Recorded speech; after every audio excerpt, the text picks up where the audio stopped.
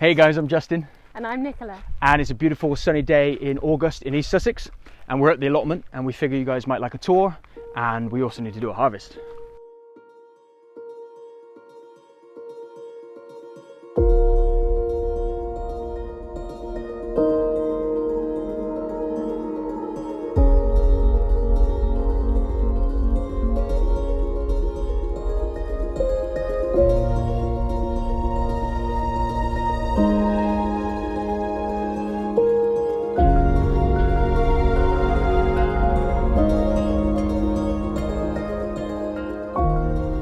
So we're at our neighbour's allotment, which they share with us very kindly, and we're at the first bed here, which was here before we got involved. It's been pretty productive this year. We had lots of garlic and onion in here, and you can still see there are 2 onions left. I planted these quite late, and so they're not massive, but I'm going to take them out today because it's time to clear the bed, because at the moment in here there's lots of Romanesco cauliflowers and kaleettes, which are like a cross between kale and sprouts, kaleette sprouts. I've never grown them before, so we'll see how they turn out, but apparently they are very tasty. Let's just see if I can just pop these, oh there you go, straight out. It's dry, it's been dry for about a week now, so that was nice and easy. There you go, nice couple of onions. So this next bed and the next 3 beds in a row after this, so 4 altogether, were built by me using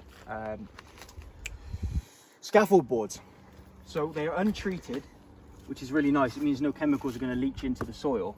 And then I use 25mm conduit with 25mm saddle clips, which you might be able to see just here. And I put 2 in, 1 at the bottom under the dirt and 1 there on each one, and they're really solid and they don't need any extra support. And we've been using insect netting and things over it. It's not stopped everything, but it's done a pretty decent job. The stuff that's under the netting is fared way better than stuff that's outside. But nothing to harvest in this. There's cabbages that are in the early stages of developing heads. You can see that. So that's just going to keep going, and hopefully by the autumn we'll have some really beautiful big cabbages. These are called red rookie, they're red cabbages, and I think there's a Savoy over there. The next bed is packed full of cavolo nero, which is looking really good. It was planted late spring, but there is a little bit of whitefly on it. And I even used insect netting that was really fine, that shouldn't allow whitefly in. So at some point while I've been harvesting or had the net off, the little buggers have got in here, but it's still in really good condition and just needs a little bit of a wash.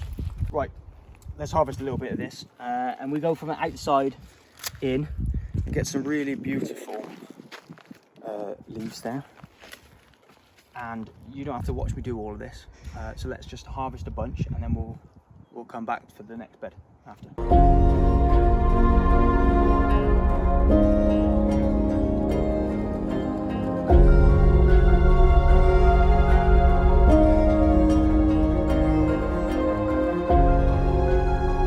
We got a bunch of leeks here that were planted by Annie, our neighbour. I don't really like leeks. Nick, do you like leeks? Not particularly. Not particularly. No. But we feel as though it's their allotment, and there's a 4-year wait list for allotments in Hove, so they can pretty much do what they want and we'll just take up the rest of the space. But they have been really lovely to us, and half of this harvest is going to go to them anyway. There's a little bit of rust on there. I might have to do a sort of an organic spray of some kind. I'll do some research, probably some neem oil to help prevent that. But they're doing really well, much better than if they weren't undercover. We're going to do a garden tour of our little garden as well, where you'll see them growing some of the same stuff as we are in the allotment. And weirdly, some stuff is doing way better in the allotment in the garden, and some stuff in the garden is doing much better. I think it's to do with heat, because some of these things here have been under only a little bit of netting, but I think that keeps them a little bit warmer than what they were in the garden, because the garden aubergines have not done well at all, and they keep dying off, whereas these, although this plant's not, this is on the shady side, you see, so if you come over to the side that gets the most sun, this aubergine plant has done way better, and there's 4 aubergines on there that are going to be really well, do really well, and there's some more that are growing too. So they really like the hot temperatures, and if we had space for a polytunnel or greenhouse, I would be growing aubergines in there, along with maybe some tomatoes and peppers. That being said, the same things happened with the peppers as what's happened with the aubergine. In our garden, they're doing okay, but nowhere near as good as these guys in here. Now you might struggle to see, but if I can move some things aside, can you see these? You see this mutant here that's growing 2 peppers of 1, which is pretty awesome.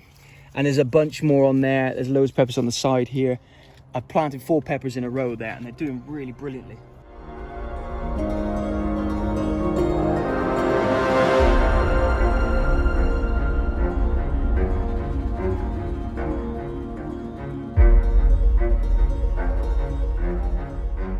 The only plant that likes it really warm that isn't doing as well here is this tomato. The ones in the garden do way better. That is simply because some critter managed to get into this and break the tomato plant when it was young. I can't see where it is, but it had to start, and I started a new stem on it because it had broken. So this isn't as good as the rest, but there's, you know, plenty of sets on there. And as you'll see, the same tomato plant that we've got in the garden is going crazy. So check out the next video for that. Time for a bit of harvesting, because James Prigioni from the gardening channel with James Prigioni recommended that we grow some dragon's tongue beans. In all his videos, he says they're his favorite green bean. So I planted a bunch here, and they are now ready to harvest. So I want to show you what we got going on in here. There's loads in there. You see these beautiful mottled beans.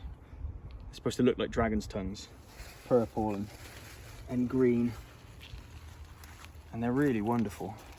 We'll harvest some of these and then we'll come back to you to show you the cucumbers.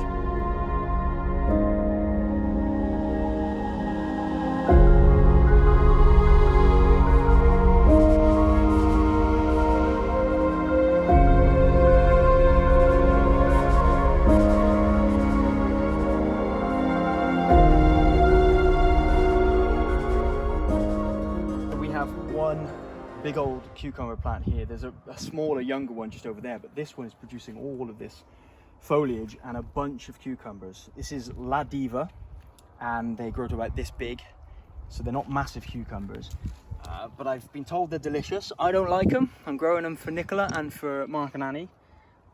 I may try one if they convince me, but let me just show you how many we've got here. So there's a couple here plus one there.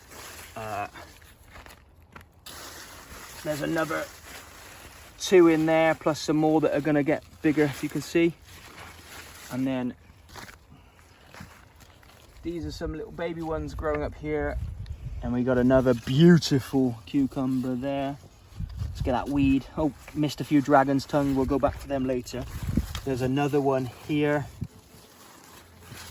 And a not so big one just here. And then loads more coming off, little ones right there. So let's grab all of them and we'll show you how many we get off one plant, and then probably in a week we'll get the same amount again.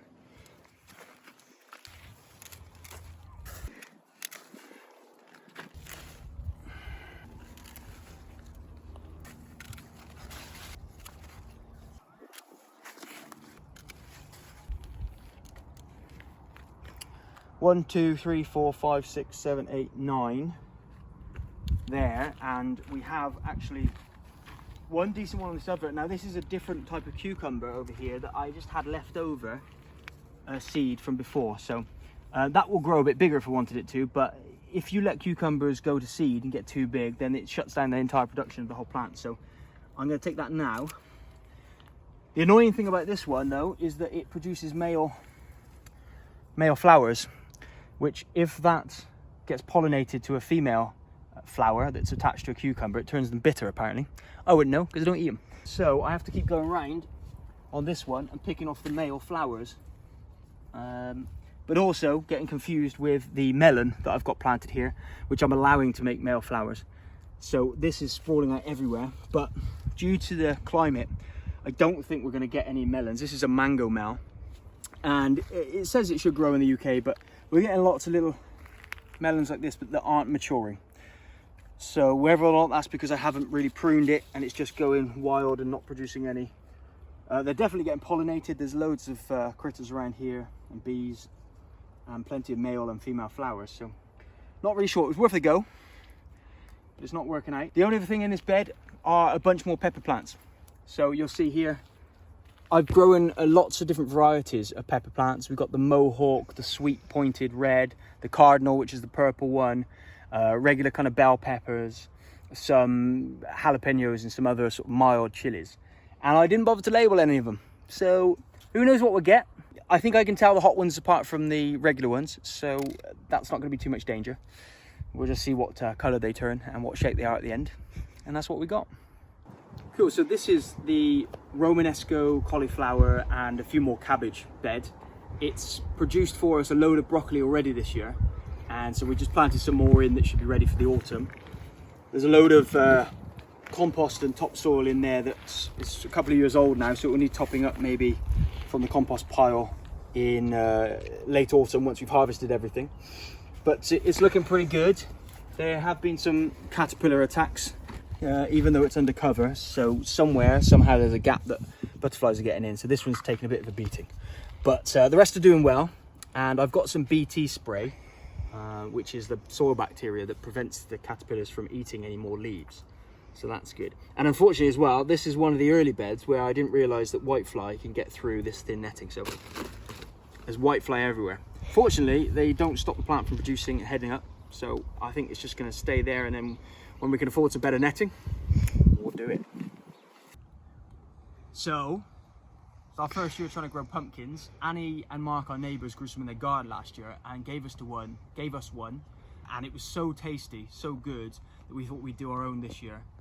Unfortunately, we've had a little bit of a problem with some of them. This produced a lovely little pumpkin, and now look at the rest of the plant. It's dead, and this one's going to follow soon after, I think. There's a fungal problem with the leaves, even though they get a lot of airflow around here, and it's not crazy damp. So I have been trying to cut back on the others, but this, even up to the last leaf, is going to be a problem. So what am I going to do? Actually, we're going to take this one today and have it. I mean, it's mostly ripe already anyway, and it doesn't matter, because if they're not ripe, you just treat them like you would a summer squash or a courgette.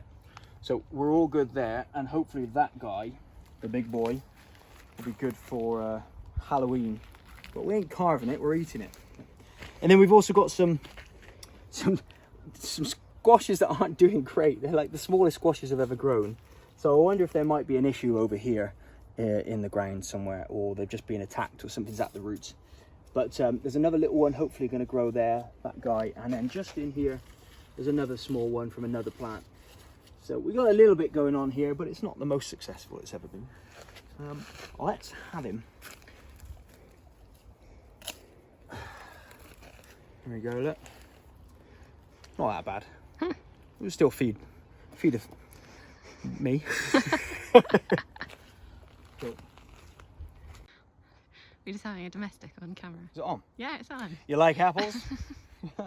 How do you like them apples? We didn't plant any of these apple trees. There's one at the back, far back, which has got some eating apples, and then there's a big one here that's got cooking apples.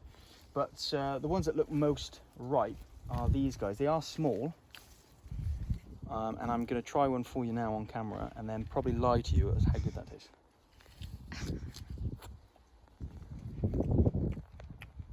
It does taste damn good, actually. Could probably do another few weeks on, but I like them sharp.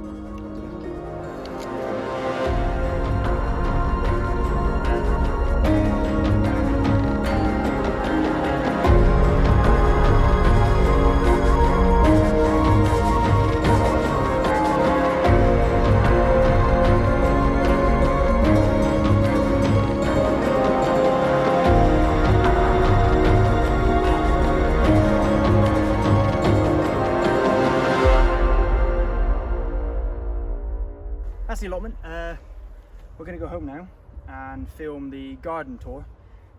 Maybe even change clothes and pretend that it's a different day, but you'll know it's not, because you watch this one. And yeah, we've got some more stuff in that one if you want to watch. So today we got pumpkin, dragon's tongue beans, onions, cucumbers, apples, and cavolo nero.